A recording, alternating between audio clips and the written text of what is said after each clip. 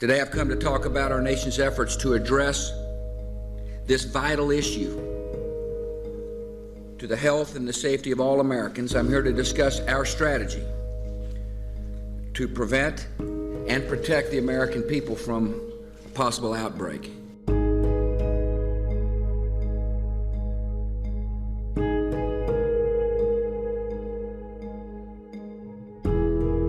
The President's made perfectly clear that our number one priority is, in the event of a pandemic, is to save lives. The President has a plan to do just that. First, we must detect outbreaks that occur anywhere in the world. Second, we must protect the American people by stockpiling vaccines and antiviral drugs and improve our ability to rapidly produce new vaccines against a pandemic strain. We need to have a surveillance plan that allows us to identify when an incident has occurred in the world. The sooner we know, the more quickly and more adequately we can respond. We thought it would be irresponsible not to take on the pandemic planning effort to make sure that whenever it is, under whatever president's watch, that as a nation we're better prepared, because it's the right thing to do. It can't be avoided. A pandemic is unlike other natural disasters. Outbreaks can happen simultaneously in hundreds or even thousands of locations at the same time.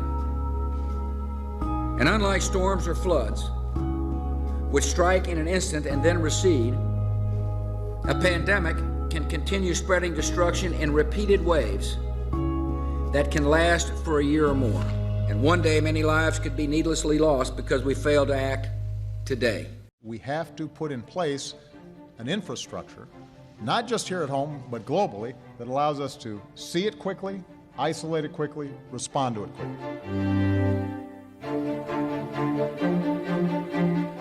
So that if and when a new strain of flu, like the Spanish flu, crops up 5 years from now or a decade from now, we've made the investment. And we're further along to be able to catch it.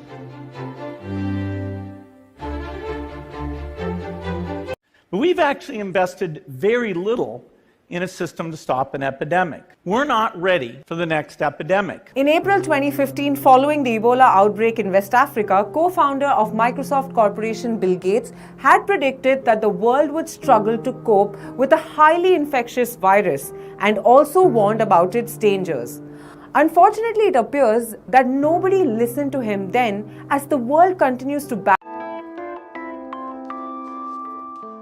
I thought I would bring that perspective to the topic today, is the issue of pandemic preparedness. And if there's one message that I want to leave with you today, based on my experience, and you'll see that in a moment, is that there is no question that there will be a challenge to the coming administration in the arena of infectious diseases, both chronic infectious diseases in the sense of already ongoing disease, and we have certainly a large burden of that, but also there will be a surprise outbreak. And I hope by the end of my relatively short presentation, you will understand why history, the history of the last 32 years that I've been the director of NIAID, will tell the next administration that there's no doubt in anyone's mind that they will be faced with the challenges that their predecessors